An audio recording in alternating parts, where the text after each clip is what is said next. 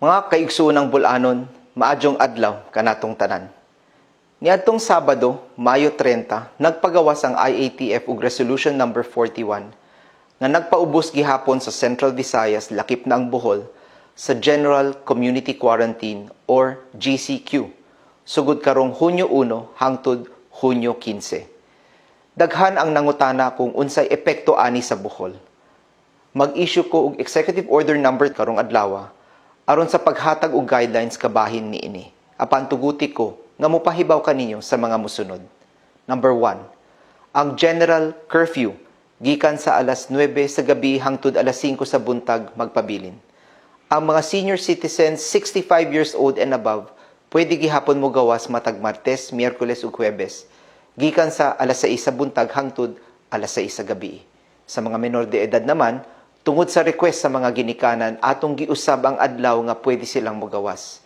Imbis Lunes ug Biyernes, atong gihimo na karon nga Biyernes ug Sabado gikan sa alas 6 sa buntag hangtod alas 6 sa hapon. Maura ni ang kabaguhan sa atong guidelines ubos sa GCQ ug ang tanang terms and conditions magpabilin nga ipatuman. Number 2, ang mga restaurants kan-anan magpabilin nga abli apan dili pwede ang dine-in. Take out o delivery lang ang pwede. Ang mga tapok-tapok, concerts, sports competitions, mga kalihukan kabahin sa social, cultural, religious ug civic gatherings, magpabilin nga suspendido. Ang religious worship, magpibilin nga suspendido gihapon.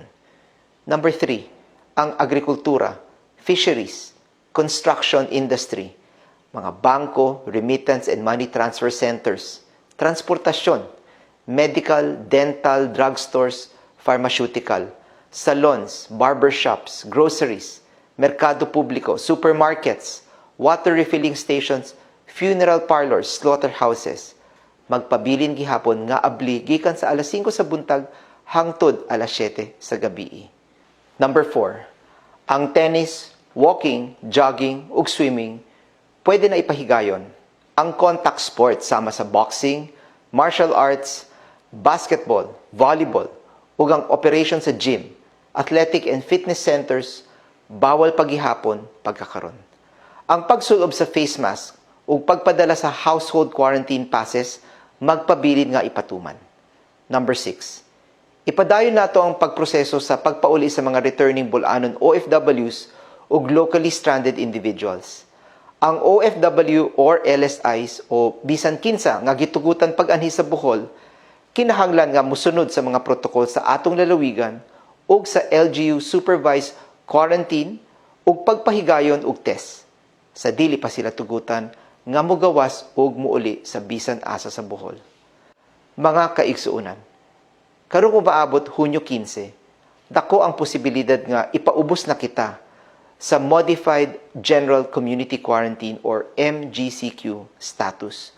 Tungod niini, makigpulong ko sa atong mga mayor ug uban pang national, local, business, religious ug sectoral partners isip Bohol IATF aron atong mapangandaman ang sitwasyon.